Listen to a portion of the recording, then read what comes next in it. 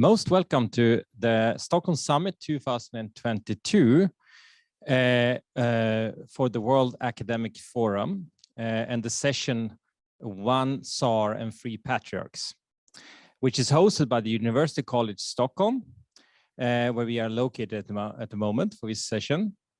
And today we will discuss the events in Ukraine.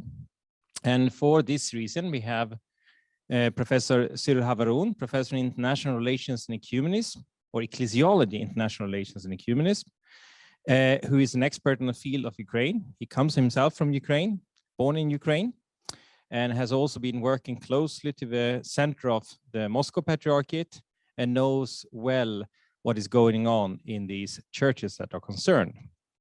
And on my right side, we have Joseph Sverker. He is a senior lecturer in systematic theology and church history and has been dealing with Ukrainian issues also. And myself, I'm the Dean of the Faculty for Eastern Christian Studies at the University College Stockholm, which comes close to this subject. So I give, with these few introductory words, the floor or the screen to Professor Cyril Hovorun. Thank you. I hope it is unmuted. Yes, it is unmuted. Thank you, Michael, for the words of introduction. Thank you for coming to this session. Thank you those who tune in online. I just want to say, Michael said that I know what is going on in Ukraine, in the Russian church. Actually, there is a difference between knowing and understanding. I probably know, but not always understand what is going on. Also, I'm happy that we have this hybrid session. Actually, I believe very much in the online post-pandemic new methods of teaching, and I think it's a great opportunity to extend our audiences. And therefore, the special thanks to those who physically came, because it now requires extra effort and almost like a huge exercise. First of all, don't ask me why is one Tsar and three Patriarchs. Who are those three Patriarchs? I don't have a clue. It's rather a symbolic number of Patriarchs, which means that there is a sort of church power, church authorities, and one Tsar. Well, we may assume that it's Vladimir Putin who plays the role of the Tsar, and he somehow deals with the church. And actually, my presentation will consist of two parts. One is really boring, and another one is more entertaining, I hope. The boring part of it will be going deep into the past, and I will try to explore some trends, some features of the church-state relations in the tradition that continues to our days. And we actually, in Södertälje, in the framework of this school, University College Stockholm, we study these traditions, Eastern Christian traditions, and we try to make sense out of how the past influences the present. And actually, it will be the focus of my presentation, how those old patterns of Byzantine symphonic relationship between the church and the state still underpin what is going on in this war. And in general, generally in that part of the world where the obscure one, incomprehensible one, from where many of us teaching and studying and at EHS come. I mean, Eastern, Southern Europe, the Balkans, everything. I remember, I think it was Emperor Joseph of Austria used to say that the East begins at the edge of my balcony in Vienna. So everything to the east from the edge of the balcony of the Habsburg dynasty is exactly the field which we study, and which is impossible to ignore if we want to understand what is happening in Ukraine. And this war is indeed underpinned by the centuries-long traditions. And at the core of my presentation and at the core of the developments, historical developments nowadays, is an idea which has been branded as symphony or symphonia.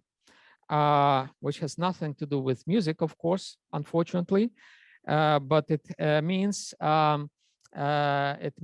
harmony, concordia. That is the or consonancia.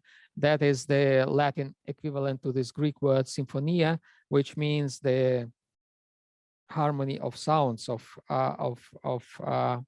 voices. And we understand this term very particularly as framing or expressing the good wish about the harmony in relations between the church and the state. The modern interpretations of symphony that stand behind the new models of relations between the church and the state in such countries as Russia present the relationship between the church and the state as harmony of equal partners. In reality, however, these interpretations camouflage the struggle between the church and the state for each one's own good. The benefits of the state seeks from symphony include the practices when the church becomes instrumental for political propaganda or facilitates the legitimization of the political regimes, as this is clearly the case of Russia. The benefits for the church include partial or full financing from public funds, as well as exemption from taxation and sometimes even from laws. Indeed, these elements in the modern church-state relationship can be traced back to the Byzantine era. So on the one hand, we have an ideal picture, a romantic picture of symphonic relationship between the church and the state. And on the other hand, we have a very rough reality of the very complicated relationship.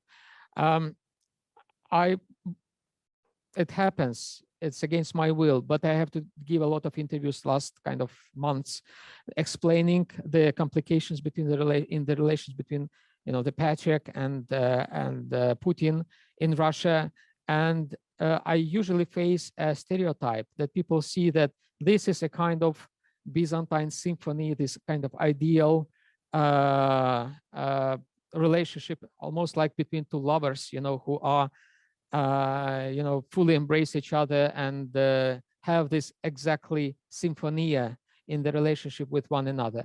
And this stereotype is completely wrong, because as far as I understand, as far as I know, it's far away from any symphony, any kind of love relationship between the two.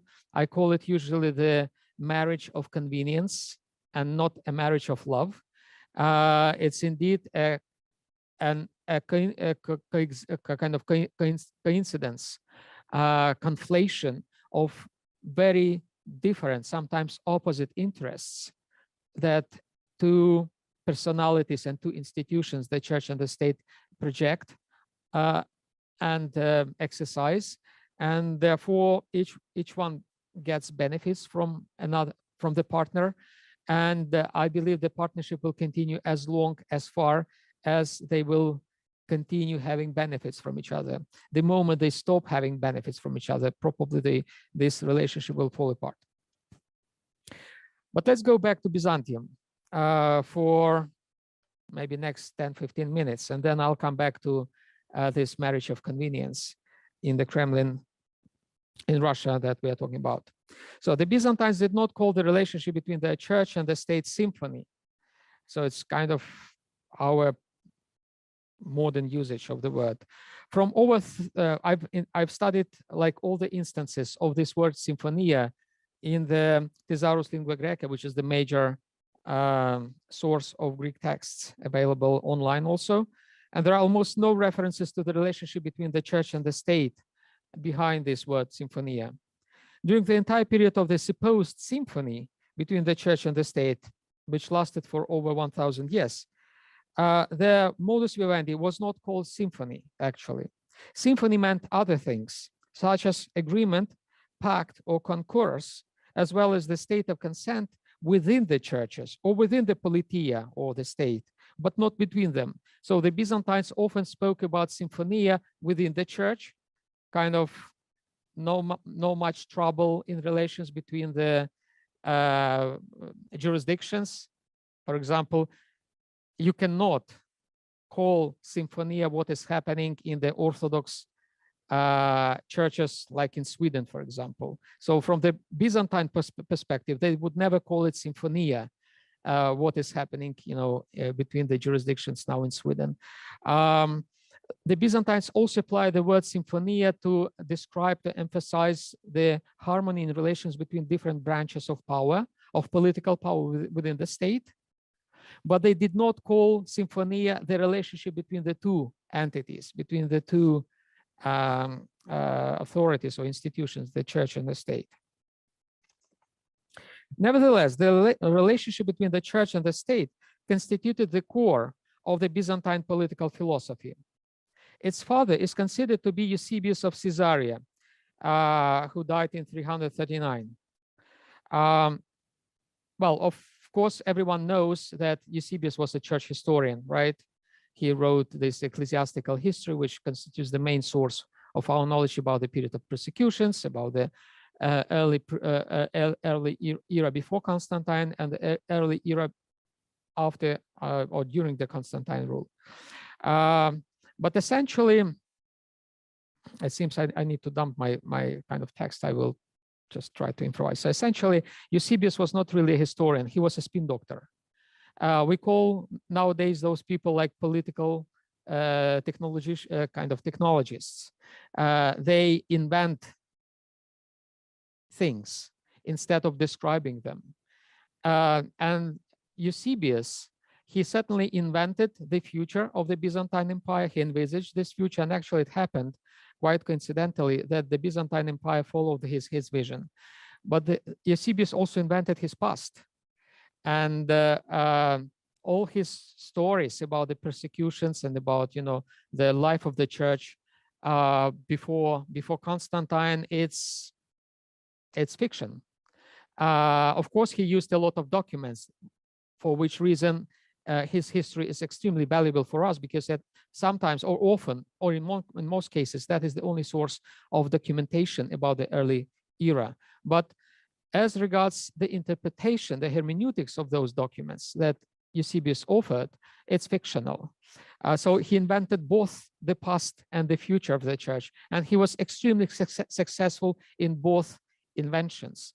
So we still use his invention, his vision of the past of the church before him, and we still rely on it.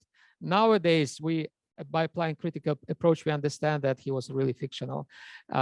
He was a kind of a science fiction writer. But for centuries, people really took for granted whatever he wrote. And the generations after Eusebius actually followed his vision of the empire, including his vision of the symphonia. Again, symphonia was not the word used by Eusebius. Actually, Eusebius used symphonia in order to emphasize the correspondence between the ostensibly controversial parts of the Holy Scripture. So he actually tried to produce a sort of concordia of the passages from the Scripture, not more than that. And he called that symphonia. And Eusebius, of course, invented this whole thing about the conversion of Constantine and his faithfulness to the tradition and so forth, because we understand that, well, we don't really know what Constantine believed and what he wanted, because we don't have sources that describe actually his actual wishes and desires. It should be remembered that Eusebius, unlike, for example, another Eusebius of Nicomedia, who was really a courtier, he stayed in the court of the of Constantine. Imagine he would have been a teacher in EHS, because it is next to Drottningholm, to the kind of royal palace. So he was really close to royal palace, Eusebius of Nicomedia. But Eusebius of Caesarea, the author of the church history, he lived far away.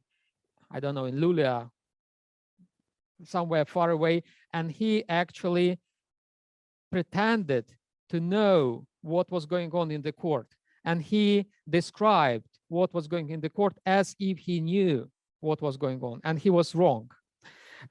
So his idea of symphony did not correspond to the vision of Constantine. We don't know what Constantine envisaged.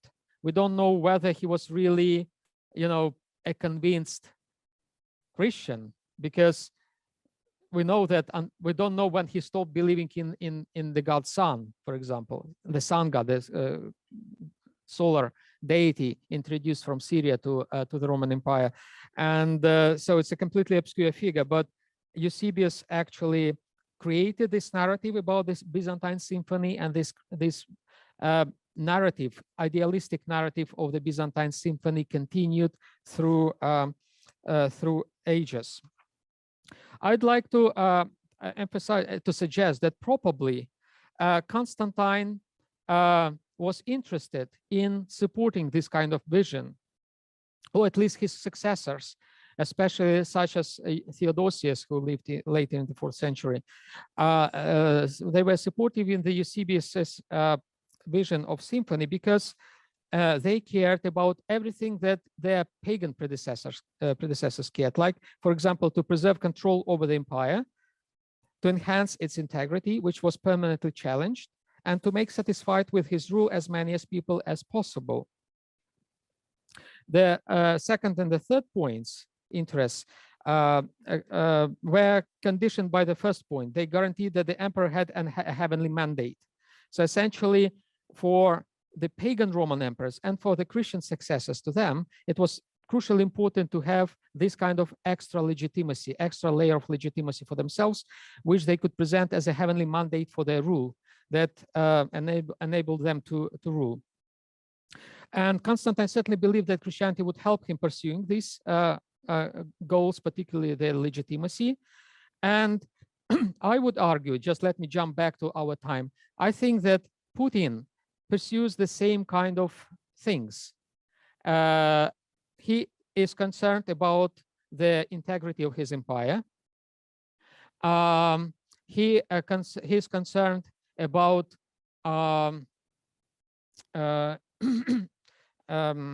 about legitimacy for himself. In the democratic countries, legitimacy stems from elections. Russia doesn't have elections. Therefore, the regime there needs some extra layers of legitimacy, and it comes from the church. That's where I think Putin kind of intuitively borrows from this tradition. And the third point is that indeed the Byzantine emperors, the Roman emperors, were populists, fundamentally, kind of intrinsically populist. The most famous populist among all the emperors was actually Julius Caesar himself. He played with the people of Rome. He tried to kind of flatter with them. He tried to communicate with the people of Rome over the head of the Senate, and he actually wanted to obliterate the Senate. He was really a populist to the bones. And many emperors continue. If you take Nero, he became such a populist, he tried to entertain people personally as an actor. That was an act of populism. So it was essentially very much kind of populism was very much embedded in this philosophy of the post-republican imperial Roman state. And the Christian emperors were not an exception from that. And they really try to appease people, to please people. The kind of the Ochlos, and they were populist. In this regard, Putin is certainly also a populist. Also in the at least during the second 2 terms of his tenure, because he began his kind of tenure as a president in 2000. Not playing a role of a populist, but playing a role of, I call it, it's a role of, the Gulf princes. Essentially, they say, our people are crazy. They're going to, to blast you, but we can contain them. We are above them. Yes, you have excuse us. You have to forgive some misdeeds, being totalitarian, being a bit autocratic, but that is the only way, to deal with those people. The alternative is much worse than our autocratic rule. That is the role of these Gulf kind of royals in the Gulf countries, that they play this role, and sometimes they manage to sell this role to the West. Putin actually, in the first 2 terms of his presidency, he played the same role. He essentially said, all those people, they just emerged from the Soviet Union, they're quite crazy. They can cause you a lot of trouble, but I can contain them. I can manage them. So trust me, I can, do some nasty things like what he did in Chechnya, but just keep a blind eye on that. He changed when he came to power for the third term of his presidency in 2008, when he started to play a populist. He became a populist. He said, okay, you don't accept my role as a mediator between those crazy people and the West, then I will represent the people. I will think and I will do according to what they want me to do. And actually, I think he turned to a populist, and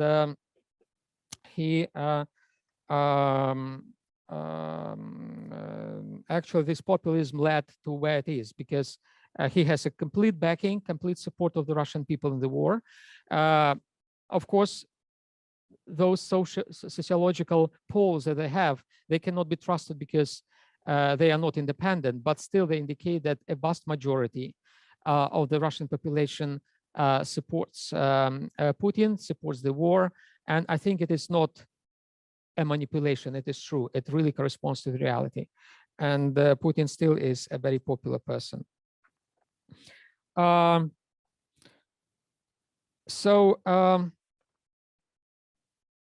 Just let me decide what to skip in this description.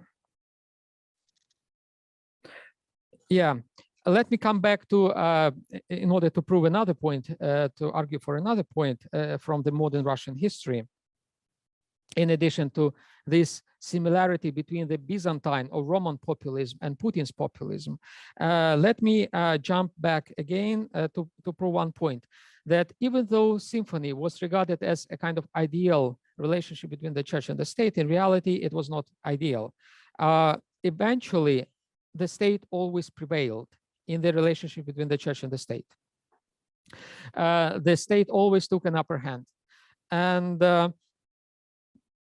I think one of the testimonies can be found, well, there are many testimonies to that, but I'd like to refer to one of them. It comes from the 13th century, from a treatise by Nikiforos Flemidis, a Byzantine writer, who wrote Vasilikos Andreas, a statue of a king, where he described an ideal kingship.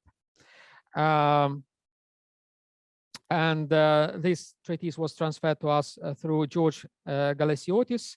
And Galesiotis, on behalf of Flemidis, speaks about the subjects of the king who praise and inaugurate him, I mean the king, exclaiming in symphonia. There he uses the word symphonia. This one, the king, is the wisest, the most gentle, and made like God. So he said that in symphonia, all the subjects of the king, including the patriarchs, including all those three patriarchs, that's why we use probably this term three patriarchs, because there are many of them, and there is only one Tsar, only one emperor, who is praised by everyone in symphonia as being like God. I'd like to refer to another piece of the late Byzantine political philosophy, which was articulated by the Patriarch of Constantinople, Anthony IV, in the 14th century. He wrote a letter to Grand Duke of Moscow, Basil I. Well, Moscow was still kind of a small principality at that time, not very much significant, and of course, well, the patriarchs in Constantinople had a lot of arrogance to those barbarians, and instructed them, as children in a school. And Anthony IV actually wrote a letter with instructions how to perceive the imperial power of the Byzantine kings by everyone, including by the principals of Moscow. So the letter that he sent in 1393 was sent when the political authority of the Byzantine emperors was weakened and fragmented, and the new reality of the church deprived of the imperial support, the church being deprived of the political support, was lurking. So that was the period when the entire Byzantine empire was collapsing. It was torn into pieces, and the only thing that remained of Byzantium, of old Byzantium, was ideology. And actually, Anthony IV transmitted this ideology to Moscow.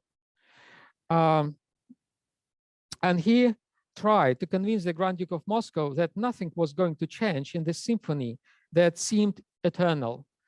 The patriarchs at the time were not very much different from the patriarchs in nowadays. Then and now they just don't recognize the reality, and they just live in the ideal world, and they continue believing in those kind of fables as the one that I'm going to refer to. I quote, "Once more, with grief I have heard that your highness had said certain things about the emperor in derogation. Apparently Basil said, all those nuts, in Constantinople, they don't have any power, they don't have any real influence. Why should we give a dime about them, And Patriarch says, that is bad. The emperor is not like local and provincial rulers and sovereigns, meaning like you, the barbarian. The emperors convoke the ecumenical councils. By their own laws, they sanctioned what the divine canon said about the correct dogmas and the ordering of the Christian life. They determined by their decrees the order of the episcopal sees and set up their boundaries. In other words, they shaped the entire administration of the church. It was not the church, that the church had shaped this administrative structure, but the emperors shaped for the church what it had to be. The church ordained the emperor, anointed him, and consecrated him emperor and autocrat of all the Romans, that is, of all Christians. So all Christians were regarded as Romans, even those barbarians in Moscow. I mean, they were also regarded as Romans. And Anthony said that the church actually did everything, and he used all the words which are usually applied to the consecration of bishops and ordination of priests and so forth. So Anthony applied this to the emperor. My most exalted and holy autocrat is by the grace of God, the eternal and orthodox defender and avenger of the church, the eternal. So that was the idea, that it's going to last forever, even though it was collapsing in front of the kind of ice, this empire. And in the end, Anthony said that the church cannot exist without the empire. That was the conclusion. That is the kind of also the bottom line of this entire political theology or political philosophy, you name it, of Byzantium. Now let us jump back to Russia. And in order to, because that letter was sent to Basil I of Moscow, and now we are living not in the 14th century when this letter was written, but in the 21st century. And it seems that those instructions still somehow work, but in a very strange way. I would argue that Russia is run by the people who play in construction games, like those, Vikings who come and drink, beer, bottled beer, and, pretend they fight each other and barbecue, I don't know, do barbecues, and they dress funny, and they think that they are like Vikings. But we know they are not Vikings. They are like, I don't know, sellers or students or whatever, but they pretend that they're Vikings. I would say that the Russian state is actually underpinned by this mentality of the animators, of the reconstructionists. It started in 2014. One of the main figures in the Russian attack upon Ukraine, Igor Girkin, or Strelkov, well, Strelkov is kind of his pseudonym. He was an active officer of KGB, and he became a kind of convert to Orthodoxy because he came together with they brought to Crimea at the time in 2013, they brought the belt of Virgin Mary from Mount Athos, from Atopedi Monastery to Crimea.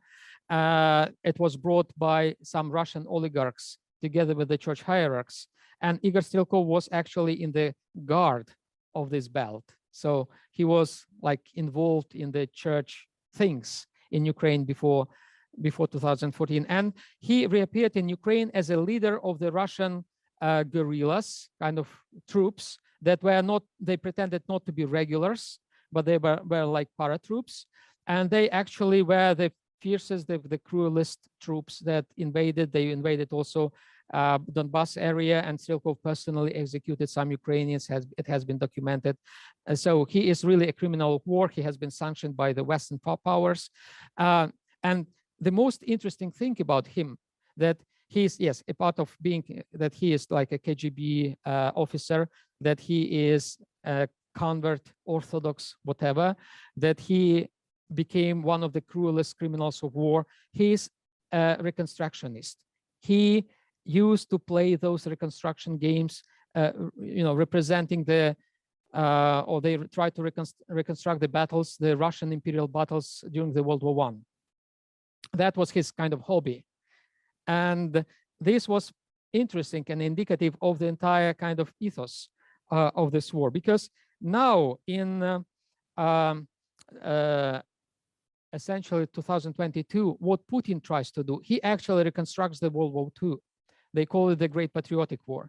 And actually, you can, if you follow the details of the strategies of the Russian military operation on the Ukrainian turf, you can identify some attempts to imitate, to mimic with the operations of the World War II, like some symbols. Well, I'm not talking even about the symbols, because they use some of the symbols from the World War II. So essentially, for Putin, it's a sort of reconstruction of the World War II, of the Great Patriotic War. And what I want to argue in my in the remaining time of my presentation is that essentially what we are now dealing with in the relationship between the church and the state in Russia is another reconstruction, a reconstruction of the Byzantine symphony, of the roles that were played by the emperors and by the church in the Byzantine era. And there are many indications that actually prove this point. For example, I think in 2016, in May 2016, Putin visited Mount Athos, and he visited some monasteries, and during the service, during the liturgy, he was placed to the throne, which in the imperial times was used to host the emperors.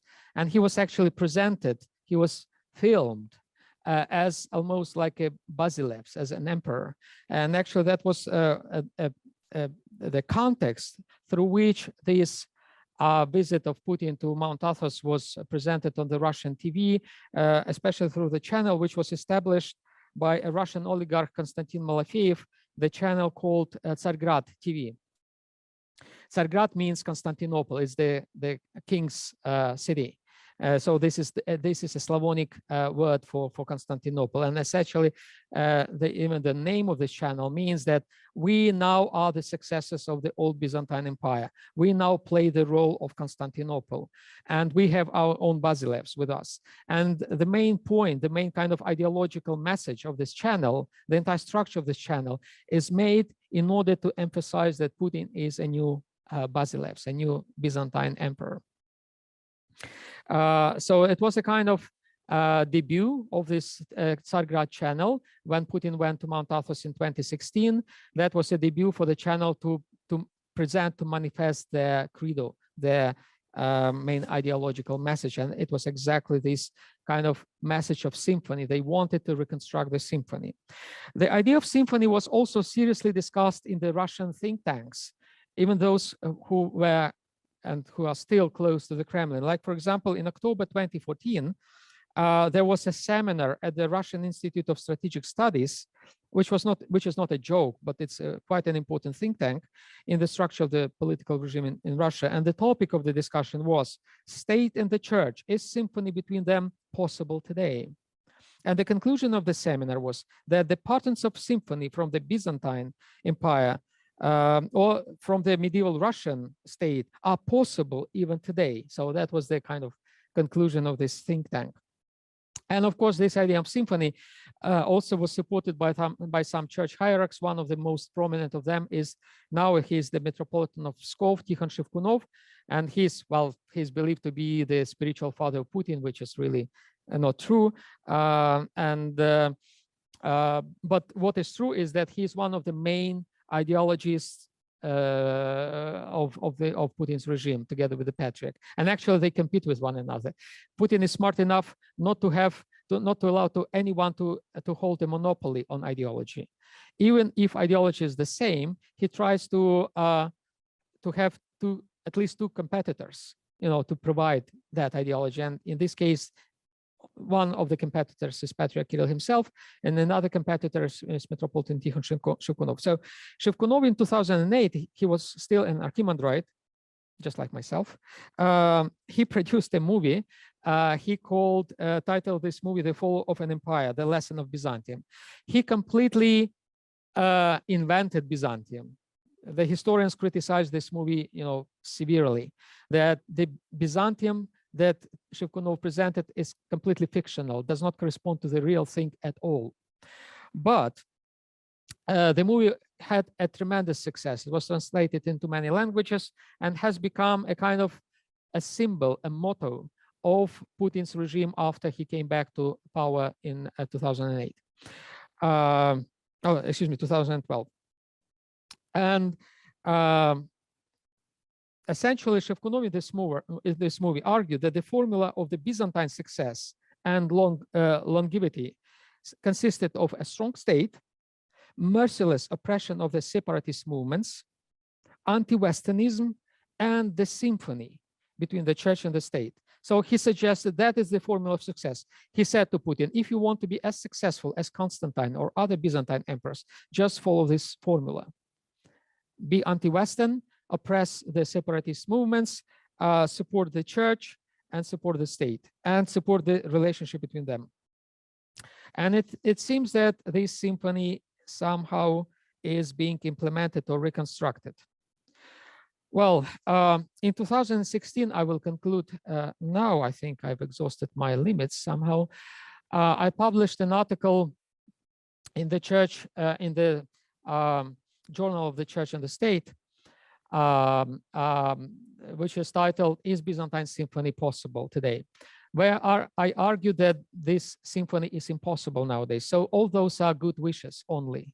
Those are just, romantic perceptions of the symphony that cannot work in our time. Well, to some extent, I think I was right, and to some extent, I was wrong in 2016. I believe that I was right in, what I was wrong about. I was wrong because I believe that the patterns of symphony are impossible nowadays. No, they are possible. They are being implemented now, and we see them being implemented nowadays. But what I was right about is that those patterns are not sustainable. They are actually monsters. They are not organic. They are not natural. They are absolutely invented, absolutely out of head, absolutely fictional, and therefore not sustainable. So they try to create a symphony, and they construct a monster, which is far away from the original Byzantine symphony. I don't want to say that the original Byzantine symphony was ideal. It was also, in a sense, a monster, but it was organic. It was natural for its time. For our time, what they try to do is really not working. It's really disastrous, and it's going to destroy both the church and the state as we know them now. So this idealistic, this romantic reconstructionist attempt to create a symphony led to the collapse, or is leading to the collapse of the two partners in the symphonic relationship, the Kremlin, I hope, sooner than later, and eventually the church, because the church is facing the same kind of difficulties. Thank you for your attention. Yeah.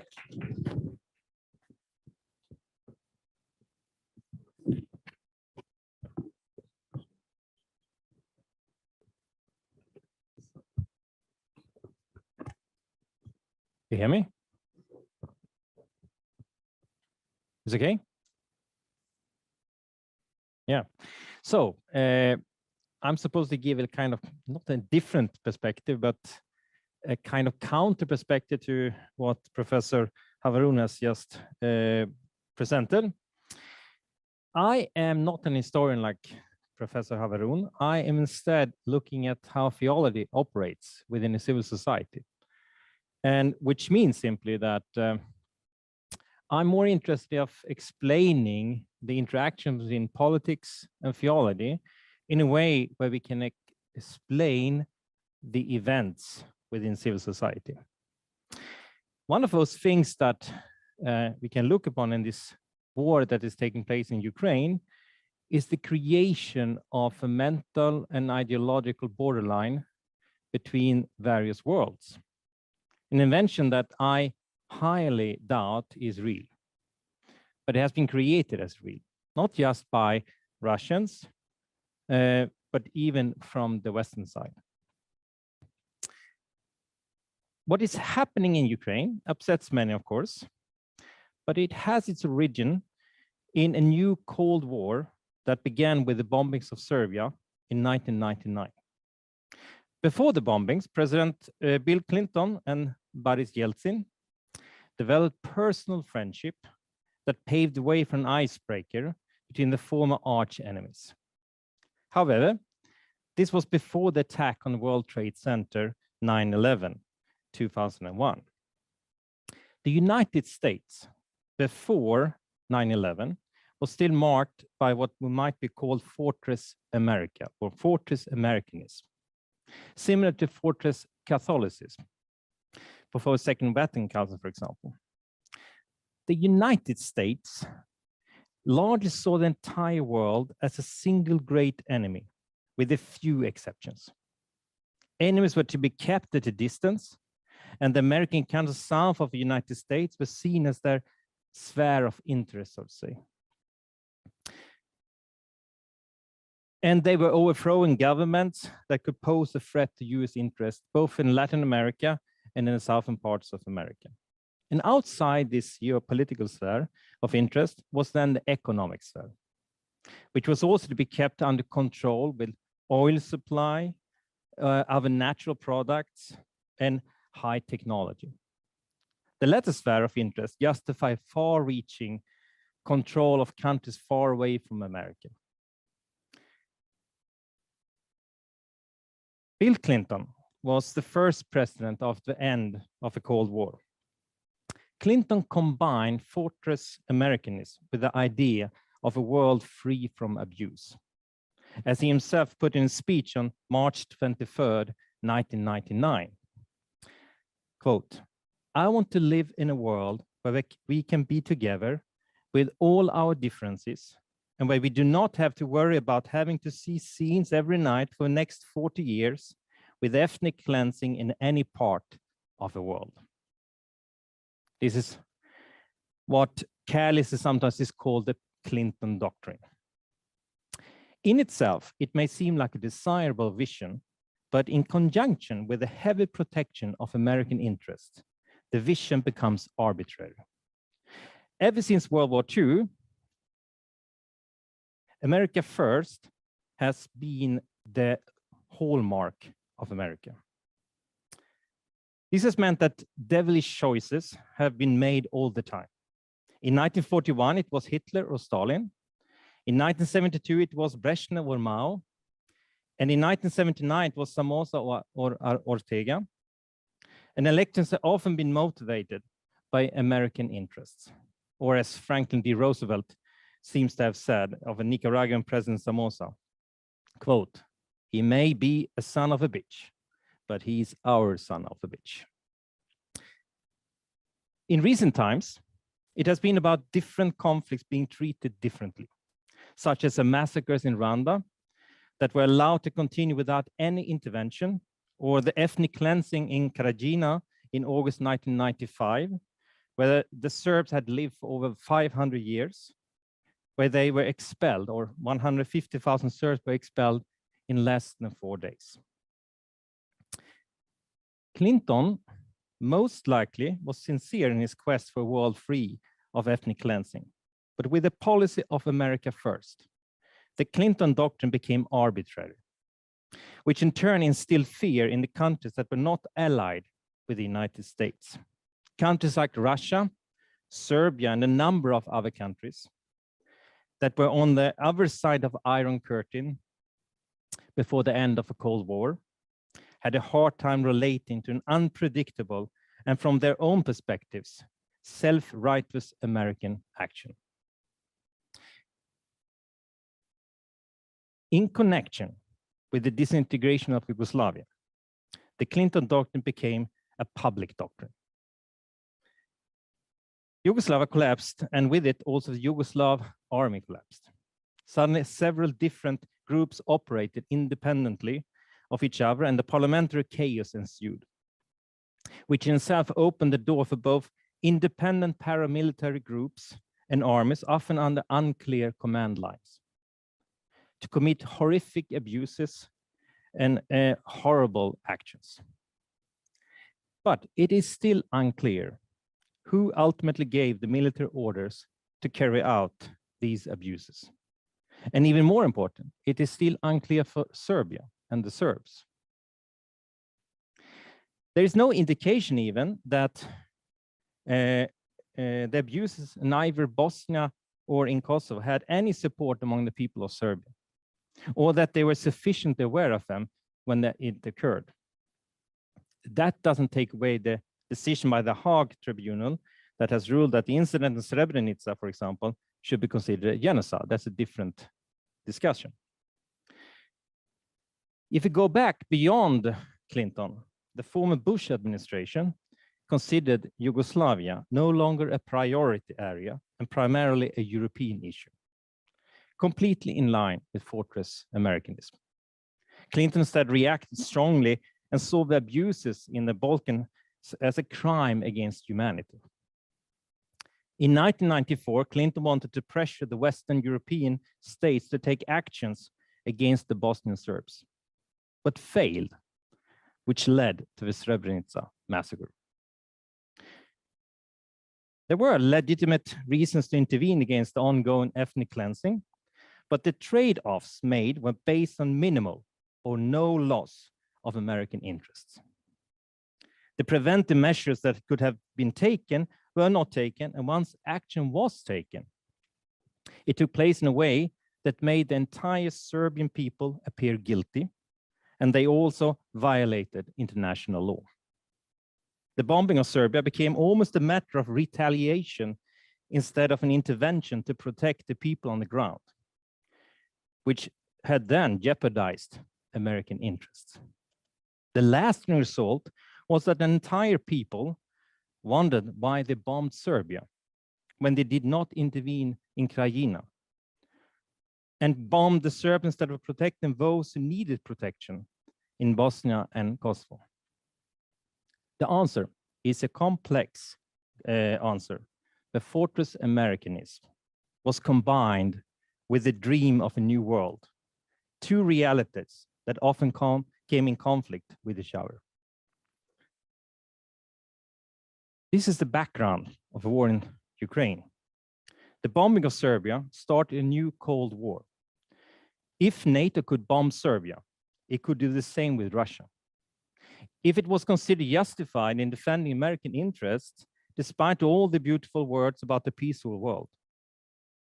Instead of an icebreaker, a power struggle arose again between Russia and the United States, but which also brought along the churches, mainly then in Serbia and in Russia.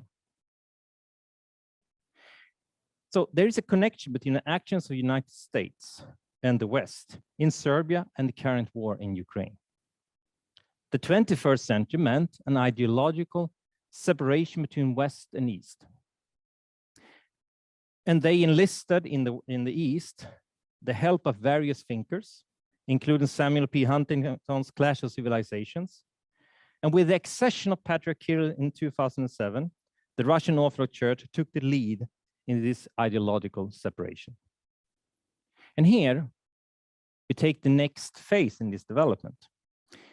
If American arbitrary politics with the Clinton Doctrine was the start of this conflict, with the accession of Patriarch Kiril, a new development took place, where the ideological separation was furthered even more. Kiril himself stated the foundation of this separation as a moral separation, where the West, according to the then the metropolitan, emphasized the rights of individual or the basic moral world, whereas he himself expressed it in a speech entitled Human Rights and Moral Responsibility in connection with Russian People's World Council Congress 2006. Quote, on the other hand, we see how, with the help of human rights, a cover is laid over lies, and how one hurts religious and national feelings. In addition to this, ideas are being integrated with human rights step by step that are not acceptable, not only to Christians, but generally to those who have a traditional moral understanding of man. For the sake of the world, the Russian people must once again take their unique responsibility, continue argued again and again in several speeches. The Russian people must once again become one, which also includes the unity of a Russian people with the state, and the brotherhood of Russian people with other peoples within Russia. And through this three-part unity, the Russian world, or Ruski Mir, could contribute to world reconciliation. He continued as a patriarch in Schumann 2014, actually the same year as when Crimea was annexed, and also during the Congress of the World Council for Russian People. Patriarch Kiril himself explained what this internal mission would look like. Quote, the gospel says, every kingdom that is divided is destroyed, and a city or a family that is divided cannot survive. To avoid this catastrophe within ourselves, we need to identify three challenges that challenge this council. These problems relate to each other and can together form a vertical hierarchy. One, assure the unity and consensus within the Russian people. Without this mutual understanding and unity cannot be achieved at the international level. Two, assure the unity between Russian people and the Russian state.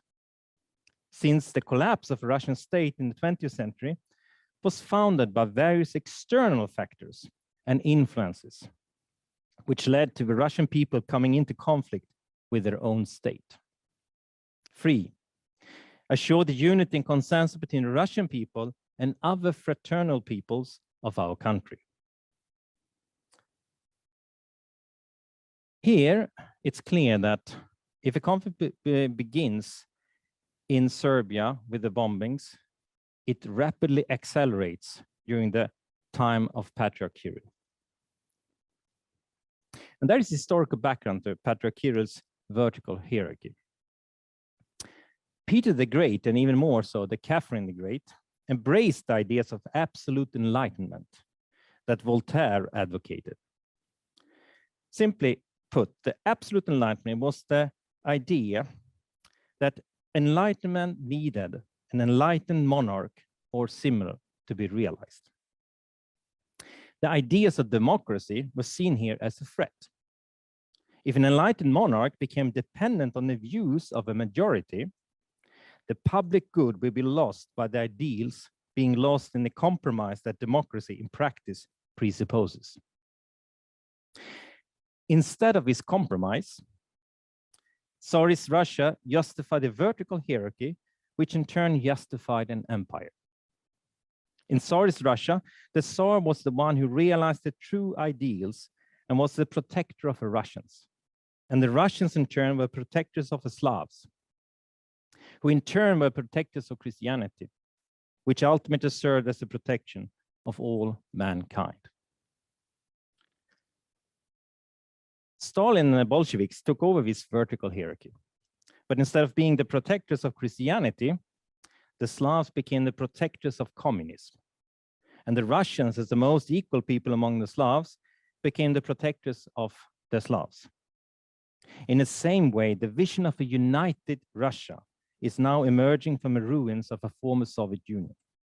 Putin's United Russia Party bears in its name the vision of a mission under Putin's leadership. The Russian people and the Russian nation are called to be the protectors of a united Russian people and a united Russian world, Ruski Mir or Pax Russica. In this world, Patriarch Kiril and President Putin become symbols of a new united Russia, where state and church together take on this lofty calling to safeguard the true values of humanity through the unity of the Russian people and Slavs. In light of this high call, Ukraine's path, or the choices that Ukraine has made, pose a direct threat to the unity of the Russian people. Here, the Russians themselves often make a distinction between Российский народ and Русский народ. Both mean the Russian people, but while Российский refers to people of a Russian nation state, the latter one refers to the Russian people scattered among many nation states. In the latter understanding, Belarusians, Ukrainians, and Russians are one and the same people, but for political reasons divided into several nation states. The church has an important role to play in uniting the Russian people. Despite the political boundaries of the nation states, the church becomes the symbol of being a people, being one people despite political differences of various nation states. The church becomes a symbol of being the unity for the Russian people. And through Putin's connection to Patriarch Kiril, the Russian state becomes the protector of the fate of the entire Russian people, albeit divided into 3 independent states. The unity of Russian people, in turn, becomes protection for the other Slavic peoples, not least Serbia. In connection with Euromaidan, the Ukrainians chose to distance themselves from Russia's protection and rift arose in the unity of the Russian people. This in turn motivated Petro Poroshenko, Zelensky's predecessor, to advocate an independent Orthodox Church in Ukraine, free from Moscow's protection. Poroshenko therefore chose to stand behind Patriarch Filaret's faction in Ukraine, whose church broke away from Moscow Patriarchate and declared independence on its own, the so-called Kiev Patriarchate, when Ukraine became an independent country. Together with this church, Patriarch Bartholomew was courted to seek the recognition of his church by the Patriarch of Constantinople, which took place on the terms set by Constantinople. As a result, a rift arose not only politically, but also ecclesiastically, which could be likened to a rift in the soul of a Russian people. The Moscow Patriarch responded immediately and broke communion with the Patriarchate of Constantinople and also with those who recognized the independent church in Ukraine. Putin, in turn, expressed his support for the Moscow Patriarchate Church in Ukraine. Little Rus, or Little Russia, also known as Ukraine, but became suddenly the disobedient little brother who wanted to break up with his bigger brother, which in turn jeopardized not only Russia's interest, but also the future fate of humanity following the arguments and articulation by Patriarch Kiril.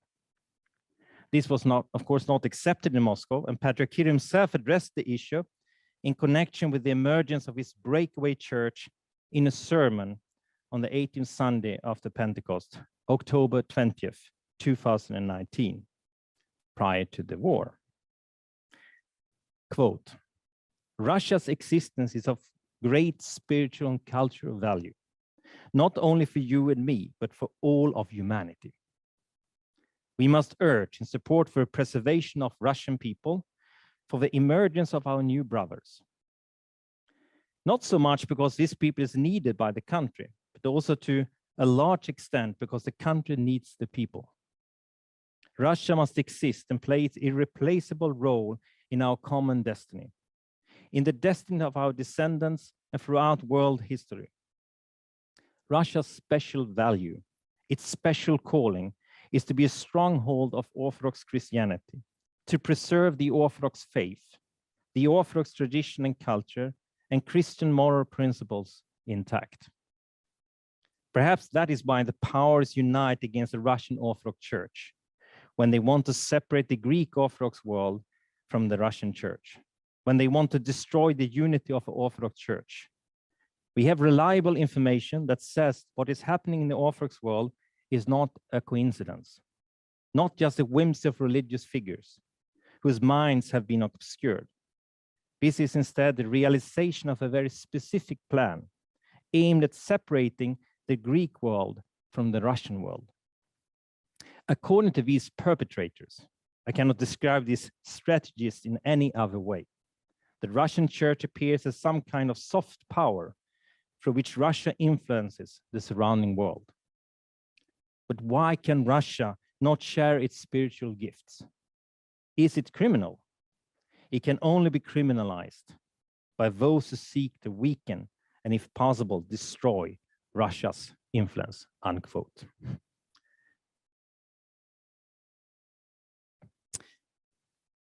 Constantinople justified the decision by saying that Metropolitan Diocese of Kiev had never been transferred to Moscow, but was administered by Moscow, as established by Patriarch Dionysius IV of Constantinople in 1686, and provided that the Patriarch of Constantinople continued to be remembered in its liturgies. This was the same attitude that Constantinople stated in 1924 when the Tomos, the decree that gave the Orthodox Church of Poland its independence, was established. However, Moscow has never acknowledged this decision or followed it, but instead claims that the Russian Orthodox Church has remained independent since rejecting the unity of ancient Rome and the new Rome, Constantinople, from 1439 at its local church meeting in 1448. It's very long back, they are thinking. And in practice became the Third Rome. That's why they call themselves the Third Rome. Constantinople, de facto, recognized this independence in 1589 and named the Moscow Metropolitan Patriarch, which was later confirmed by all the patriarchs in 1593. Patriarch Tikhon's formal title, in fact, was already before 1686, Patriarch of Moscow and all major and minor and white Russians, that is Russia, Ukraine, and Belarus. As Constantinople issued its Tomos on the independence of Ukrainian Orthodox Church in 2018, the Moscow Patriarch broke communion with Constantinople and with all churches that recognize the independence of a new church. Alexandria's Patriarchate was the church that was hit hardest with the Moscow that was more affected by the Moscow Patriarch conflict, where the Russians intervened in Africa and have started their own churches and parishes today. Metropolitan Hilarion Fier has even said that Constantinople's intrusion into Russian people's internal affairs could mean a permanent schism if Constantinople does not give up its claims in Ukraine. So it's a very, very strict conflict, both politically and ecclesiastically, concerning Ukraine. In the light of above, the war in Ukraine will be a common concern for the church and the state on a metaphysical level.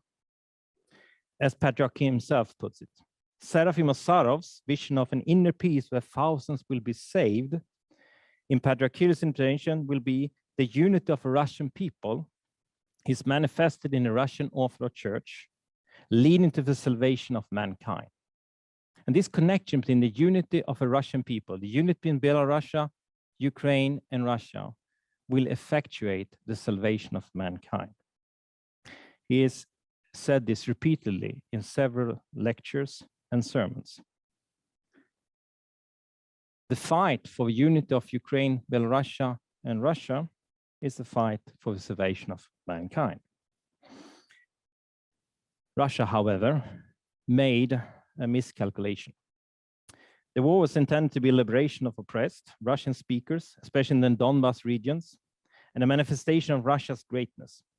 Kiev would receive Putin with respect and who would surely arrive at Boryspil International Airport outside Kiev.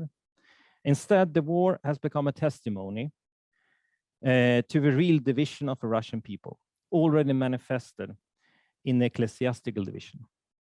In the same way as in the 16th century Western Europe, when the Catholic Church and the Protestant churches were divided.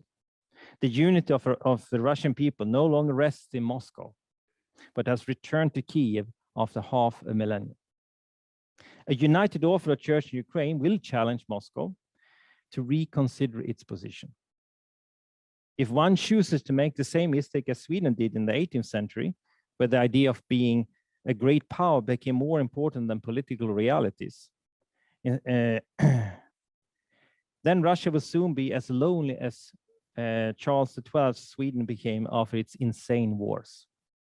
If one instead chooses to see the unity of humanity, the unity of Slavs and the unity of Russian people, not as a given greatness, but as a result of humanitarian work based on mutual respect, common understanding, and security for the individual, then the mosaic of humanity emerges as a picture of Christ, the Almighty, whose power rests in the cross and not in the perpetrator.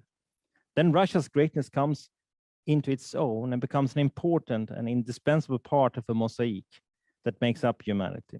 Then Ruski Mir might be a true human and unifying value, but imposed from on high, it becomes a destructive force in locating the entire conflict of humanity to actually the Russian people. Thank you.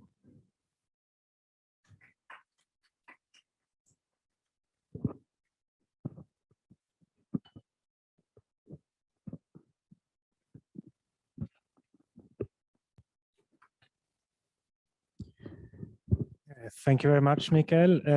I will keep myself quite brief and also attempt to formulate some questions to get our conversation started.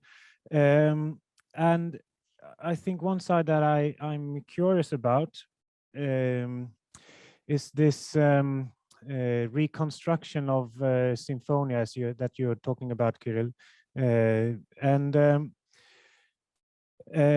Because from my view, at least from the church historian side of me, I would like to say that there are different historical points where this reconstruction has happened within the Russian Orthodox Church, and you're taking us back to the Second World War, but I also want to take us back to the first Tsar, and Mikhail Fedorovich, who reigned in 1613 to 1645. He became the first Tsar in Russia, as I understand it, because the Polish Empire was threatening Russia, and the Muscovites needed this ruler, and he became the Tsar. However, interestingly, it was also here that a type of very strong symphonia between the Tsar and the Patriarch was established, because who became the Patriarch? It was his father that became the Patriarch a couple of years after he became the first Tsar. So the first Tsar was very much dominated by his father, Fedorovich Nikovich Romanov, from the year 1619. And these type of relationships have continued, not that the Patriarch had been the actual father of the Tsar, but there have been this type of relationships within history. And it's interesting then, if we move to the 20th century, and Lenin enters the scene around 1905. He attempts a revolution at that point, but fails. He writes a document which is called, I wrote it down here, but Socialism and Religion, where he calls for the absolute separation of church and state. And when he eventually succeeds in a revolution, that's 1917, or it's debated exactly what year and month it is, the Patriarch at that point, Tikhon, he is opposing the communists, and on the ground that the motherland of Russia is the Orthodox Russia. So it's very much a sense of Russian identity that belongs, and it's tied up with Russian Orthodoxy. The Patriarch actually needs to repent of this statement in 1925, I think it is, or 23, and he needs to show a type of support for the communists. But and as everyone knows, the communists then tries to eradicate the church, more or less. They are destroying the theological educations, the churches, the monasteries, and so on, and are very successful in that. However, not successful enough in a sense, because when the Second World War, as you are mentioning, when that when Russia is attacked by Germany, Stalin is actually calling upon the church again, and that current patriarch in 1943, to say that we surely this is also your battle to fight. So the Orthodox Church of Russia supports the Russian war against the Germans, and it's, according to some historians at least, an important side for the Russia war morale at that point. And the point I want to make is really that it's also this symphonia is tied up closely, not simply as a church matter, but closely as a Russian identity. Now, obviously, this is something that you would know a lot more about, but this, from my perspective of reading history in this, from this side, it's very much a issue of identity, which when the current Patriarch Kiril is talking about this moral war between East and West, it emphasizes this identity of where Russian is, they are the true moral human beings, and the West are the less moral and also, in a sense, less human beings than the Russians.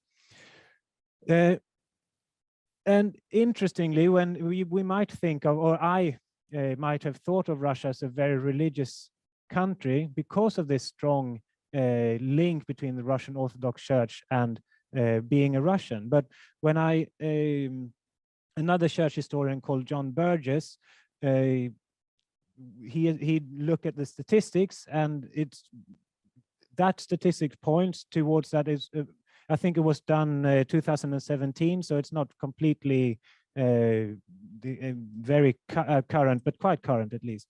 He counts that about 1 to 3% of the Russian people are active in church activities. So in a sense, even less than Sweden.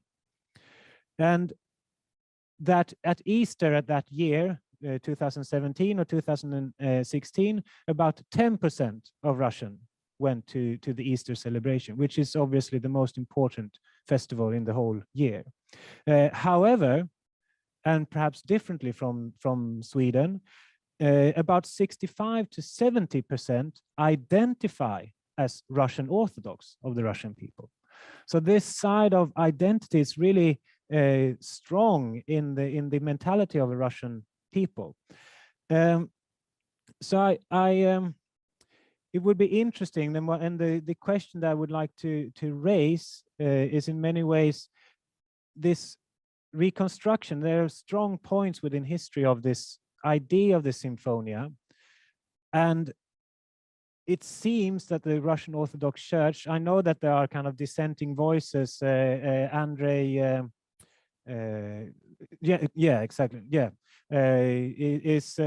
is opposing and are putting critique against the Patriarch, and there are other fairly vocal voices that are critiquing.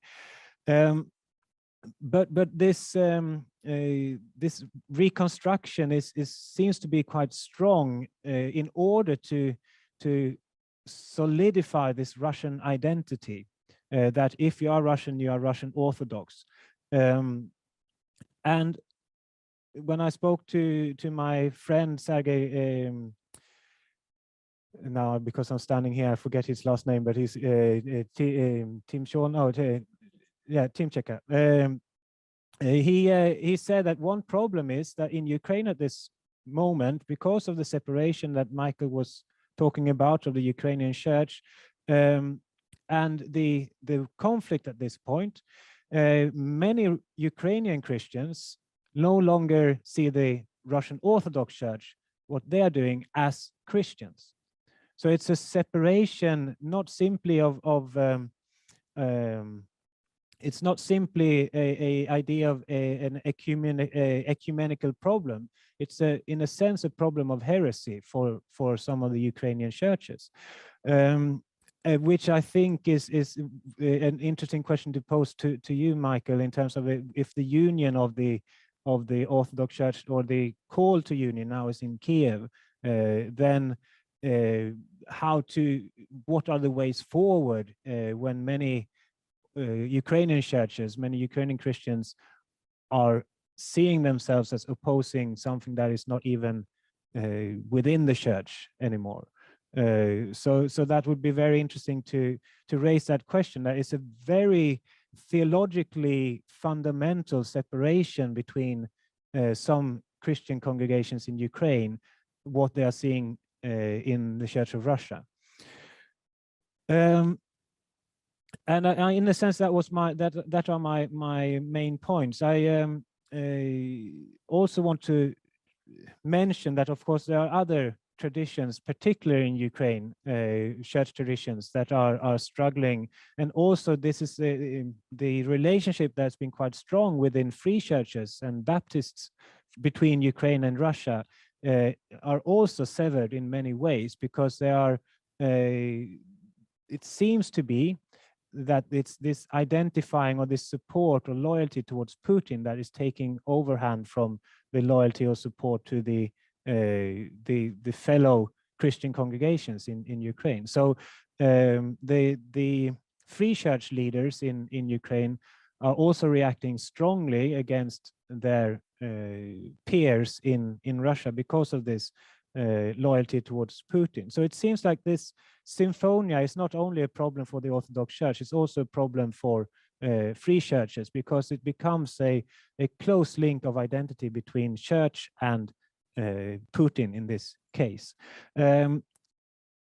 So if this, where the ways forward towards some sort of unity, I also would like to ask from you, Cyril, that are there any theological resources within Orthodox Christianity that can somehow construct a different relationship? I mean, it's very strong, this idea of symphonia, even if it's a reconstruction. Are the theological or are the perhaps church political resources that can somehow construct a different future than what we see now? I am a little bit skeptical. What I see now, it's very difficult to see, because there's a lot of emphasis on personal piety, not so much emphasis on political critique. It seems like if we should talk about symphonia in musical terms, you said that we should not, but if we would, it seems like there is no counterpoint in order that the church does not provide really anything of a counterpoint in this symphony, which is essential if we're going to have some sort of interesting symphony and not just have this elevator music that with no counterpoint. But maybe are there counterpoints that you see within Orthodox theology and church politics that can somehow portray a different future? I will stop there, and I will be curious to hear what you say, and then we will also, of course, open up for audience questions as well.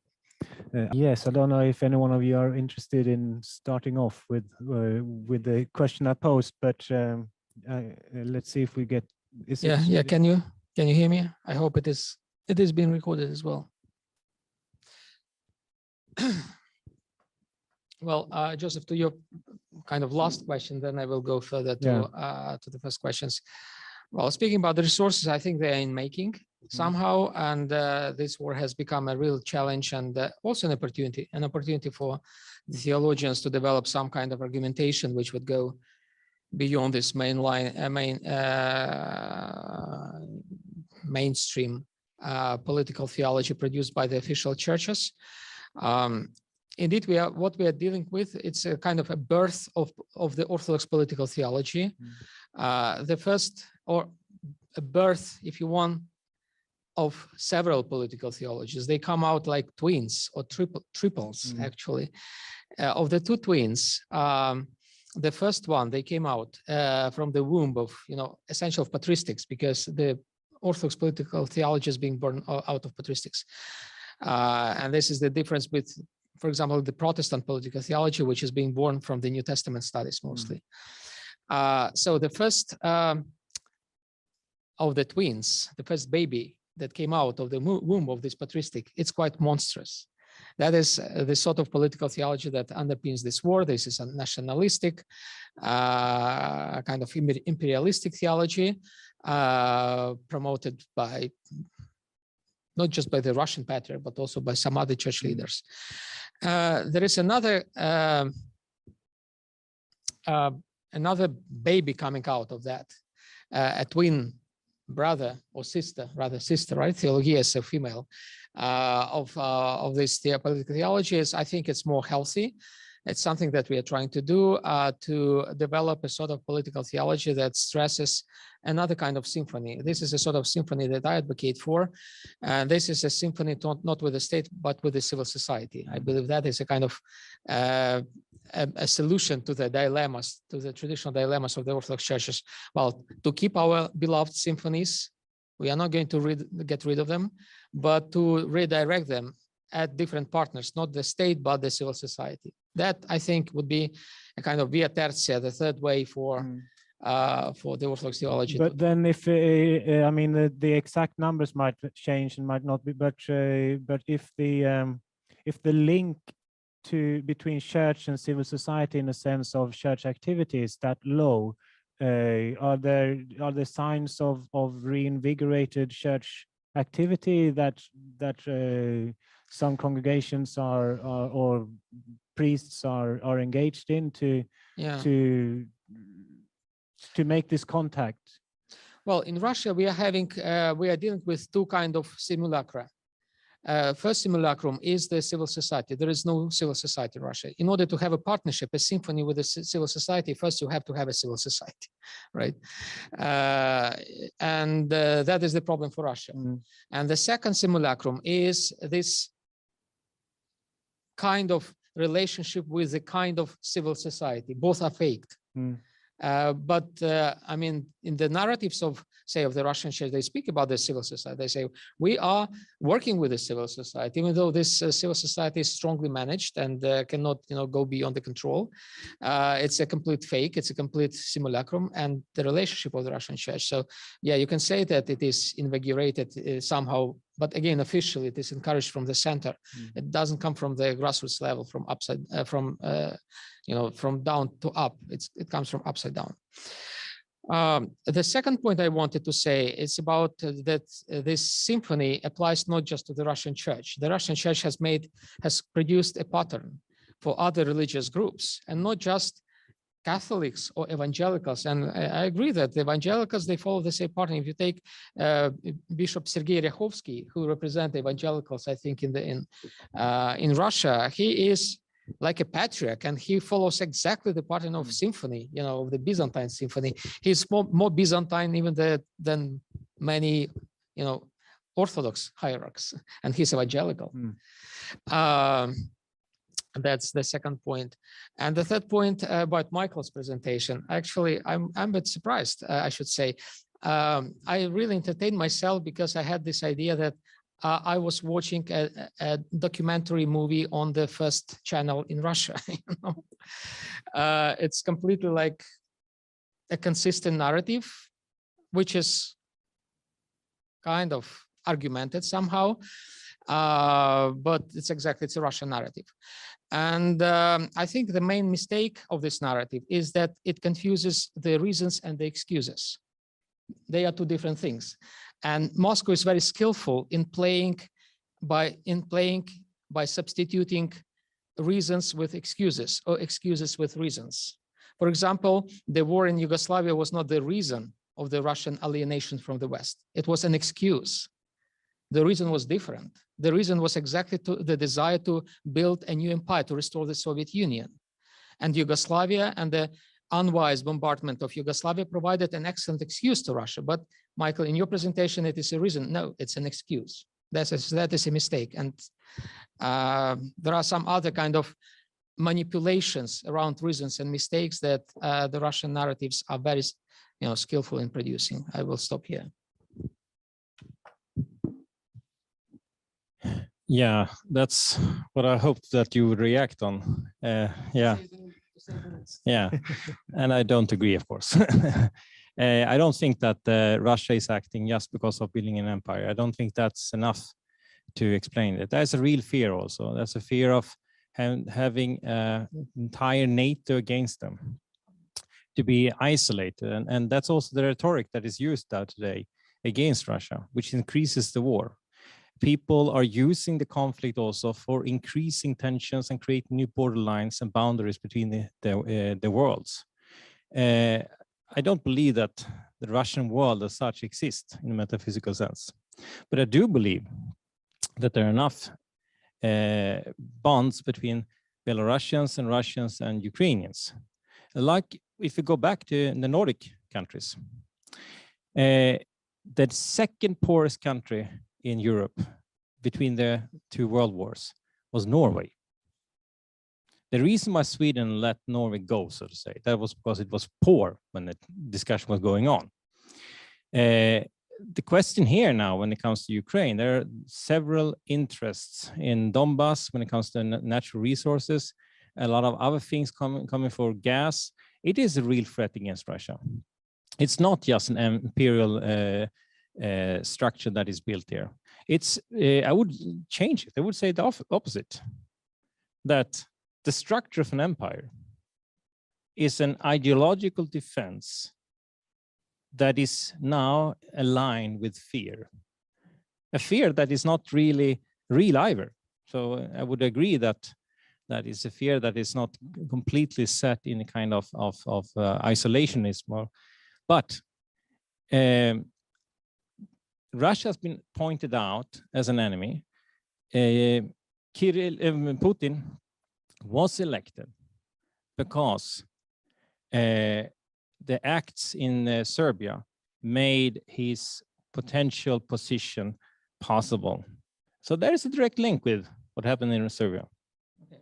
Just very simple. Putin was elected in 2000. Well, elected, he was promoted. And he started the Second Chechen War, as you know. That Second Chechen War, not the Yugoslavia conflict, the Second Chechen War actually boosted his legitimacy, made him recognized and accepted by the Russian society. And the prelude to the Second Chechen War, where the blasting of the houses, civil houses in Volgograd and other places and in Moscow, and people believe, most people believe that it was staged by Putin himself. So he staged a war. He ran into the war without any reason. He destroyed Chechnya, and he said that is out of fear of, of the Chechens. He created this fear. He created the pretext of the war. He justified his war by this pretext, and he started this war. It's not a fear. It's just a manipulation. The same as, can you mention at least one threat from the West to Putin except what Putin said about the threats? I don't recall any. So it's not, well, that's just an example how it works. And I disagree completely with this argumentation. Yeah, I won't continue too much on this, but the manufacturing of the idea that everything can be explained what is happening in Putin's head, that's a kind of conspiracy theory, right? Yeah. Isn't it also socio-political context? How people react, how people believe, how people understand their world, not just what Putin is delivering. He's also in a kind of situation where he needs a kind of political situation to be elected and right? Yeah, that's how propaganda works. Of course, he makes people to believe in this way. Exactly. But do you really think that he's so capable that they can transfer entire heads of the populations? Well, probably they do. Yes. Yeah. Well, you take Germany. What happened to Germany? I mean, can you believe that the nation that produced, Kant and Hegel, and the most philosophical nation in the world, could end up where it ended up, brainwashed? Was it possible, or it was just they really were threatened by the Western countries, by the Jews, or were Jews the real threat to them? It would be interesting here, at least, because I think it's strong to say conspiracy theory when Putin published this article on the unity of the Russian, or the greater Russia, or so on, and said that Ukraine is not their own country, it's Russian. And I mean, it's not like Cyril needs to impose what is going on in Putin's head. Putin was more or less preparing for this type of invasion and conflict by putting out his idea of a fake historical construction of what the greater Russia is. So that's surely not a conspiracy theory. It's somewhere along the line of wanting to manipulate or at least construct their own story for a political action. Yeah, but the thing is that you cannot explain the emotional feelings, the negative reactions against NATO in Serbia, in Russia, and in other parts of the world, just by saying that they are manipulated. That's not the case. No, there are socio-political reasons why people feel that there are reasons why they should support Putin. It's not just a cause because of manipulation or propaganda. I've already mentioned one reason, the bombings in Serbia. That created a rift between East and West again. It created a new Cold War. No, I think it's wrong. Yeah, but yes. Please say why. Yeah, because very simple. For example, Ukraine was a part of the Soviet Union, right? Ukraine was also in the same boat with Russia, for centuries, literally, right? We had the same kind of prejudice. We had the same kind of Soviet mentality. We still have the same kind of Soviet mentality. And quite surprisingly, well, in a sense, we are, we are not the same people, but we understand each other very well. And this war did not alienate Ukraine. It alienated only Russia, because in Russia, do you remember this kind of Primakov's turn over the Atlantic? It happened exactly after the bombardment of Serbia. Primakov was flying, he was the prime minister. I think it was, the prime minister of Russia. He was flying to DC from Moscow, and then he made this U-turn over Atlantic and came back to Russia. And he was, of course, praised. And that's how, he became a huge, publicly supported person. Evgeny Primakov, he was a kind of the senior figure in KGB. And he started his political career, essentially. He became electable for the president. He aligned himself with Lushkov, the mayor of Moscow. There was a political combination between the two of them. And actually, they became a threat to Yeltsin because it was the last year of Yeltsin. And there was a threat. There's this kind of narrative of anti-Western, anti-American would become really, will resonate with the popular resentment about, about the losing the Cold War.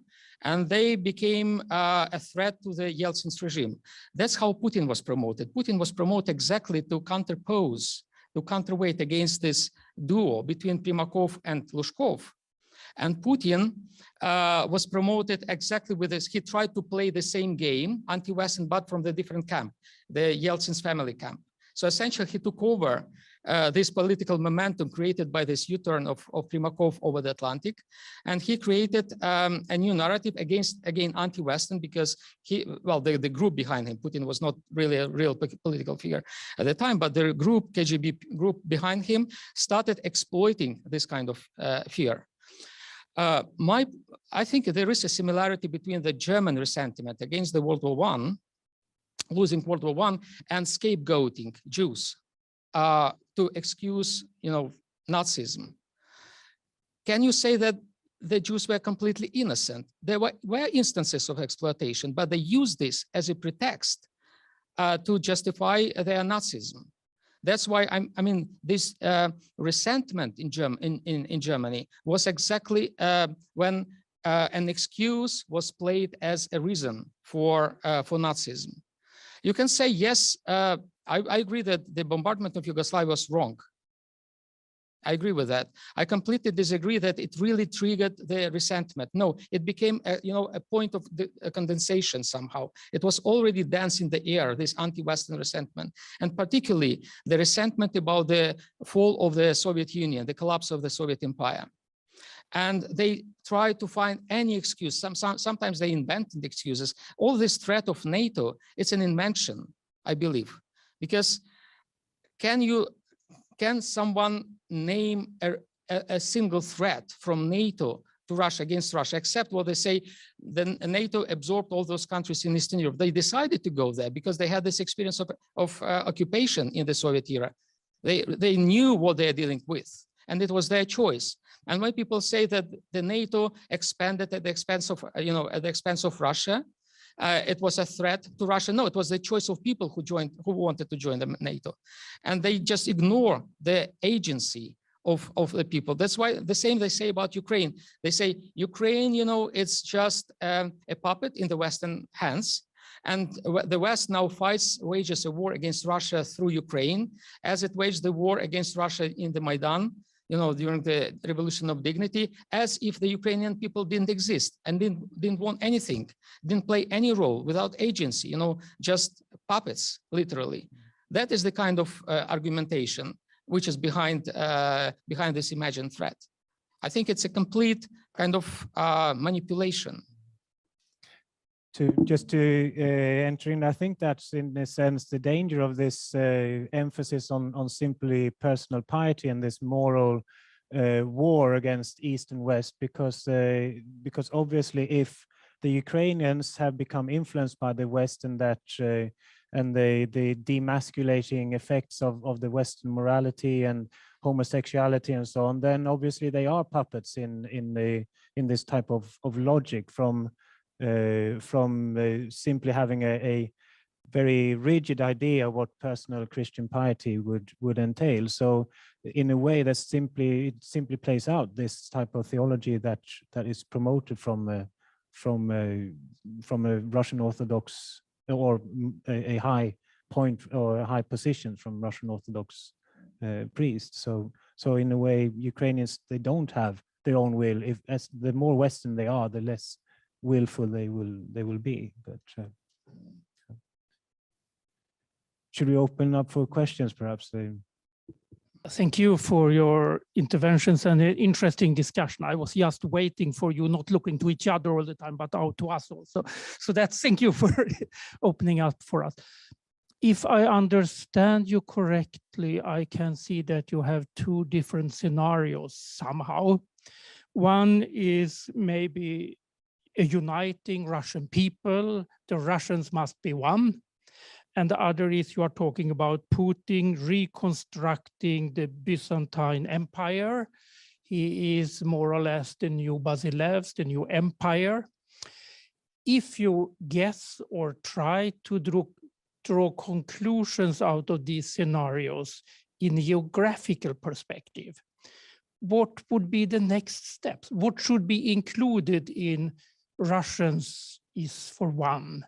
Or what is included in the Byzantine Empire? Is it the same geographical area Putin are aspiring according to your two different ways of expressing it? First of all, I don't have another scenario. I think Father Cyril is misconceiving me or doesn't understand me. I am arguing that to understand the situation, you have to reflect upon not just manipulation and ideology and theories. You also need to look at the socio-political situation. And there's a lot of polls we have made, both with the Levada Institute and other, the Pew Institute, that reveals that Russia has a very strong evolvement of what we call anomie, a sense of feeling meaningless, which triggers emotions and feelings and theories. And exactly as Cyril said, that there is a fear that is misused in Russia. It's fear that is misused by the Patriarch Kiril in this situation. But the socio-political situation cannot be taken away by ideology. You cannot create peace just by saying that we have two various ideologies or even scenarios. peace has been made on various aspects and various dimensions. And one of these dimensions is to understand that the fear is not just an effect of manipulation. The fear is also something that is real, both in Serbia and in Russia. There is a real fear for NATO. It doesn't matter if it's accurate or what the reasons are, but it's a real fear. My scenario is that building a peaceful environment in the area where Ukraine and Russia and Belarus is coinciding, it needs more than just an ideological answer. That's my scenario. Yeah. Well, in this situation, there are only two scenarios. One scenario, Russia wins, and the other scenario is Russia gets defeated. Russia loses. There are no others. I don't see any other scenario at the moment. Because even if there would be a truce, that truce would be very temporarily. It will be a truce just to resume the war again. And it seems that the only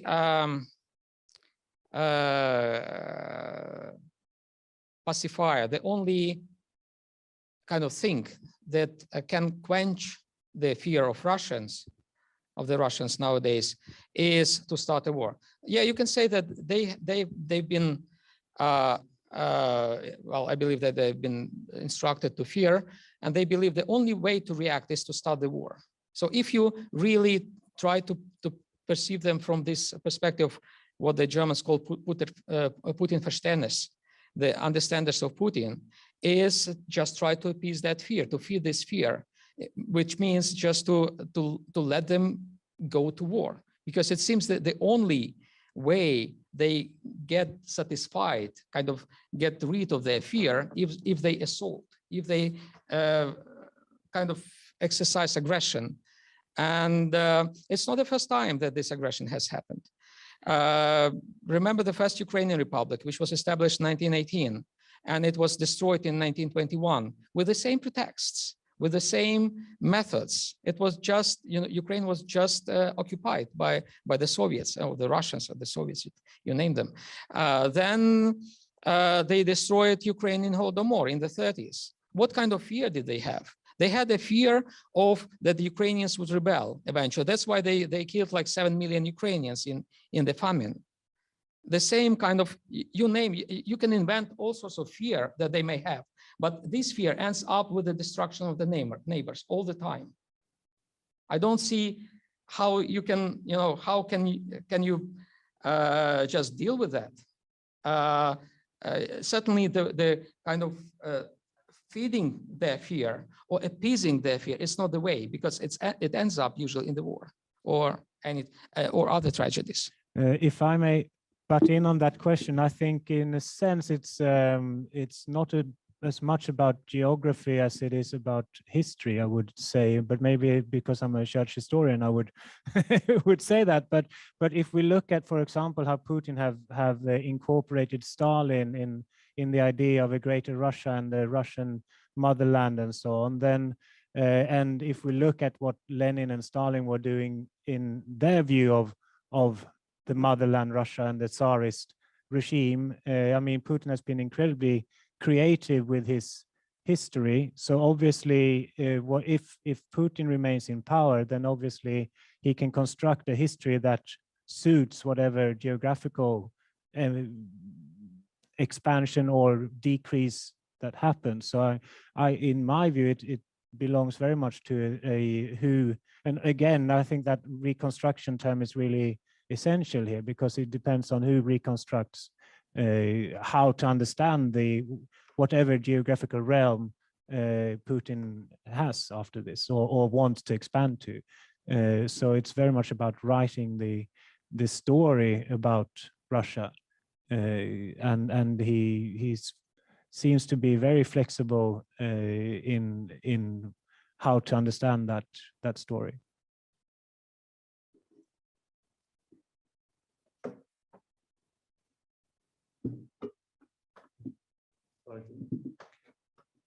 Yes, do you want to? Sarah, yeah, great. Yeah, just one moment. Hello. So I got curious about something that Father Cyril said about a kind of a rebirth of theology in Russia. And I was thinking about the development of theology in Germany after the Second World War, and how many German theologians really have tried to come to grips with many of the difficulties of what happened in the war. And I wonder if you would envision something similar or could foresee something similar in Russia when this war, well, is over. Well, I think it's a very important question indeed, because I see the only way as from the deadlock, theological deadlock where we ended up, is to follow the patterns of the post-war theology in the Protestant and Catholic Church. Amalgamated properly this theology after Auschwitz by Jürgen Moltmann, or Vatican II theology in the Catholic Church. We, the Orthodox churches, never had this kind of aggiornamento, this kind of rethinking of political theology. And for us, I think it's an opportunity now to reconstruct, to deconstruct the old political theologies that led to this war, and to construct new ones. Probably we don't need to necessarily to invent, a bike. We need to use the kind of already invented devices. And I also believe that it is a huge ecumenical momentum for the Orthodox theology and the Catholic and the Protestant theologies to somehow join their efforts to try to address the sort of bad political theology that underpins this war, as well as other wars, actually. Because if you take any war, and actually we are talking about this war 2022, but there was this is not a new war. This war started in 2014. There was a war in Georgia in 28 with the same powers playing role. The only wars we had in Europe so far in the 21st century were the wars between the Orthodox nations with some kind of a religious Orthodox rhetoric employed to justify them or to rebuke them. So it seems that the pattern kind of repeats itself, the pattern, and it continues, and we probably need eventually to address it, the pattern itself. And I think that this kind of theology cannot be rebuked, just thrown away into the basket, just as as rubbish. Yeah, a good sign. But also it cannot be addressed through the secular perspective. Like they would say, aha, you see, you religious people are crazy. You need just to disappear. You have nothing to do with our world. You only do harm. That is kind of a sort of argumentation that is very plausible in this situation. It is already heard, right? I think it is a wrong way out of this deadlock, just to throw away religion or political theology. Any political theology doesn't help. What helps is to suggest another kind of political theology based on the same tradition, maybe to find what they called in France ressourcement, like the ressourcement of tradition. I think that was very much the idea behind the Source Chrétien initiative in the Catholic Church, and other initiatives to publish, the resources, the patristic resources, biblical resources, essentially to use the sources of the tradition in order to rebuild the modern concepts. I think we need this kind of ressourcement in the Orthodox tradition to draw from our own resources to construct a new sort of political theology. And I believe it should not be just an Orthodox business. It should be really ecumenical.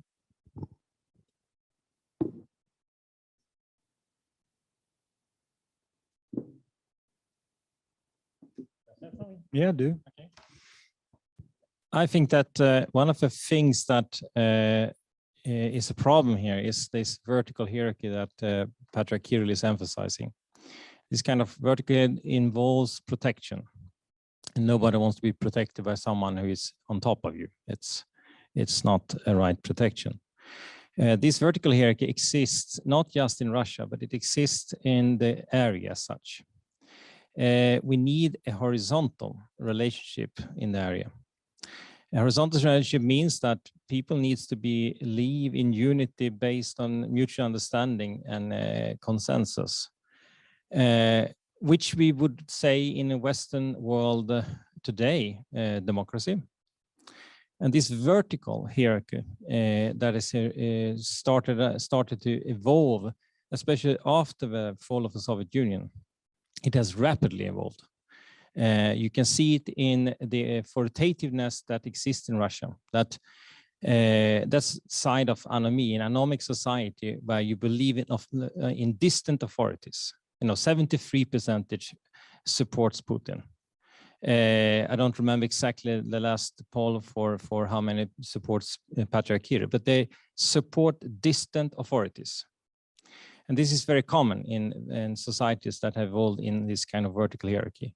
I don't believe that we are talking about a solution only in who is winning the war. That's not enough. It's one first step maybe. But I think that in the long-term solution, it needs an internal development. And I think the Ukraine has the initiative in this. Ukraine is closest to develop a more horizontal way of relating to the neighbors, to the West, and to other parts of the world. Russia is far off from this. They're still working in a very vertical way of responding to other parts of the world, especially to the West. It's always about who is most powerful. The Nordic countries have done their part. Sweden had this relationship to Norway and Finland. They had a vertical protection of Finland and Norway. And still, Norwegians and Finnish people still have memories of this. It's a cultural memory that still exists in Norway and in Finland. That memory will also continue to exist after the war. People will not accept Russians for a generation or 2 generations from this. But the internal work in Kiev and Ukraine is important. To develop a democratic way, a democratic mentality, that's a necessity. If Ukraine wants to move towards, not just to the West, but also to move towards an alternative way of living and existing. And that is also kind of sequel to the war, to continue to work with the civil society, to develop what Cyril Hovorun is saying, to develop an existing civil society. And that's Ukraine's initiative. That's why I believe that the initiative for any kind of unity in this area has returned to Ukraine. I mean, my relationship to Ukraine is fairly young because I was there invited to be part of or start up an ecumenical work between some of the churches in Kiev. But I find what is interesting is that there is this ecumenical will within many of the churches in Ukraine. So in that sense, if that might continue, and I suppose this war will probably galvanize the unity within Ukraine for Ukrainians, because you have a common enemy, of course. But I think that ecumenical side of the churches in Ukraine is very exciting if one wants to look at theological ressourcement or renewments and things, because I think that's where it's most likely will appear. And I think Cyril is too humble to say that, but obviously he and also Dafor are part of this exciting new political theology within Orthodox theology. So he wouldn't mention that himself, perhaps, but that's I think that's an answer to your question, Sarah, as well. That look at Cyril's work and at Davor's work on political theology, and that might what actually then develops into new Moltmans and new post-crisis theology is, of course, extremely difficult to answer. We cannot look at the future and say what will happen, but yeah.